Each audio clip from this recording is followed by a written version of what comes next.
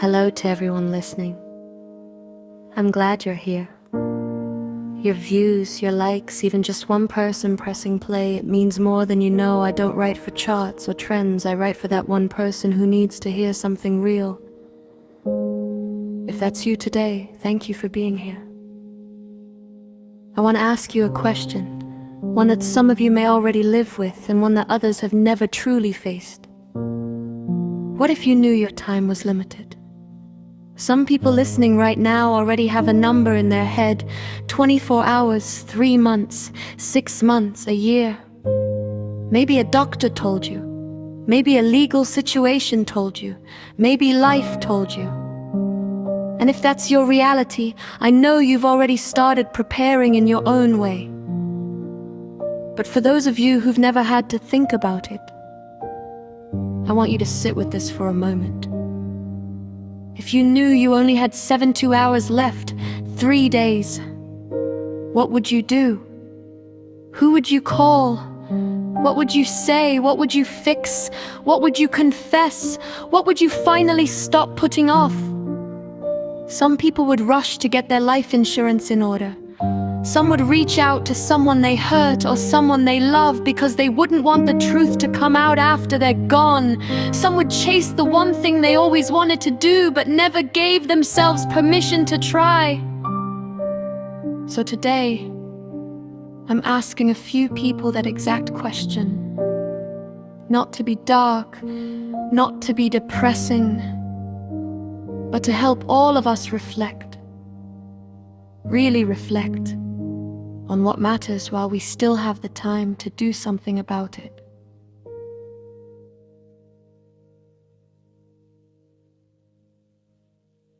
My name is Jane. It's not my real name, but it's the one I'm choosing today. Most people expect the usual answers, bucket lists, confessions, last meals, but my truth is different. If I had 72 hours left, I would feel relief. Not because I hate life, not because I want to disappear, but because I've carried something for decades that never healed the way people think it should. People say get over it, but some wounds don't close just because time passes. Some things stay in the body, some things stay in the nervous system, some things stay in the nights when you can't sleep. I tried everything people told me to try, distractions, numbing, pretending, none of it worked. So if I had 72 hours left, I would finally feel like the pain had an end. I know not everyone will understand that, but someone listening does. And I'm speaking for them too. My name is Timothy. And unlike the others, my 72 hours are real. I'm not here to make excuses. I made choices that hurt people. I was raised right. I can't blame my parents, my childhood, or my circumstances. I did what I did as an adult, and I'm facing the consequences as an adult. What I'm doing with my last 72 hours is simple. I'm writing letters to my kids, to my family, to the people I harmed, not to erase anything, but to acknowledge it. I'm not proud of what I did, but I'm proud that I'm taking responsibility. I'm not going to cry or beg. I'm going to face this with honesty because it's the only thing I have left to give. My name is Kasara. If I had 72 hours left, I would finally tell my family the truth, not because I'm ashamed, but because I'm tired of hiding. I'm in a relationship, a good one, a loving one. But we've kept it secret because of our culture, our jobs, and the fear of what people might do with that information. My partner has been blackmailed before. People threaten to expose us. And I don't want my family to learn who I am from someone trying to hurt me. So if I had 72 hours, I'd tell them myself, not for acceptance, but for honesty. My name is Rose. I'm in my 70s. And unlike some of the others, my 72 hours are real. Medical reasons. My family has known for a long time. We've had time to prepare, time to talk, time to get everything in order. My will is done. My insurance is settled. My affairs are clean. So if you're asking what I would do with my last 3 days, I'd use them to speak wisdom. There are young people in my life, my children, my grandchildren, even a few neighborhood kids who are walking paths I've seen before. And when you're Nana, they brush you off. They say, I know, and they keep going. But when you have 72 hours left, people listen differently.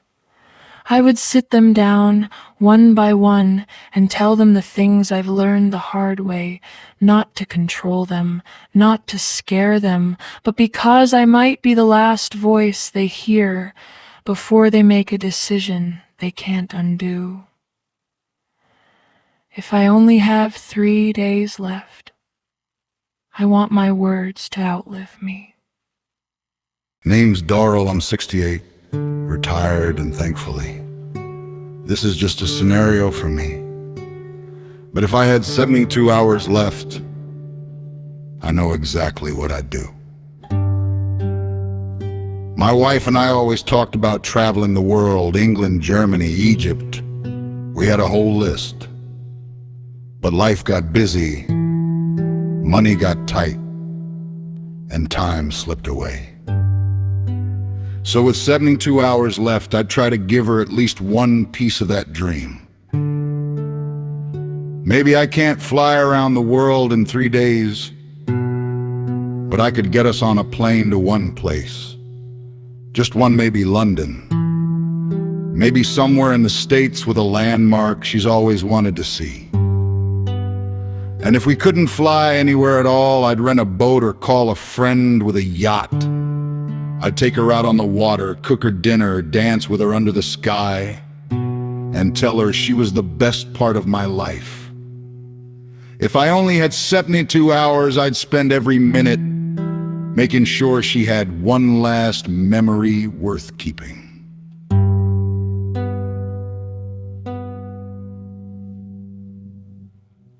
My name is Samantha. I'm in my 20s, so I've never really thought about something like this. But if I had 72 hours left, I think I'd want to feel alive. I'd want to do the things I always said I'd try one day. Skydiving, jet skiing, a hot air balloon ride, something that makes your heart beat fast in a good way. I know I couldn't do everything in 3 days, but I could do 1 or 2. There's a hot air balloon place near where I live. I've always wanted to go, I'd start there. And there's this guy I grew up with. He was always kind to me when other kids weren't. I'd write him a letter, not a love letter, just a thank you. I'd tell him he made my life easier without even knowing it. If I had 72 hours, I'd want to leave behind courage and gratitude.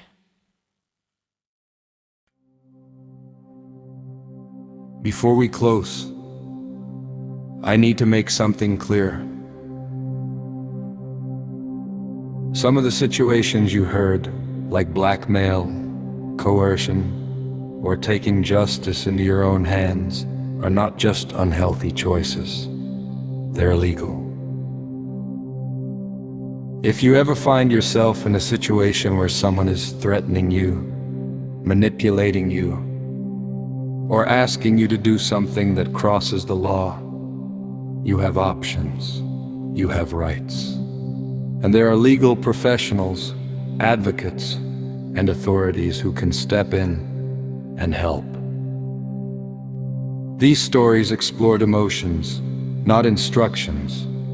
They're meant to spark reflection, not to justify harmful actions, not to excuse crimes, and not to encourage anyone to handle real-life problems alone. If anything in these scenarios mirrors something you're dealing with, please reach out to someone qualified, a lawyer, an advocate, or a trusted professional who can guide you safely and legally. You've just heard 6 different people answer the same question. What would you do if you only had 72 hours left? Some of them spoke from fear, some from regret, some from love, some from adrenaline, some from acceptance, and some from a place they didn't even know they had inside them. But here's the truth, and I need you to hear this clearly.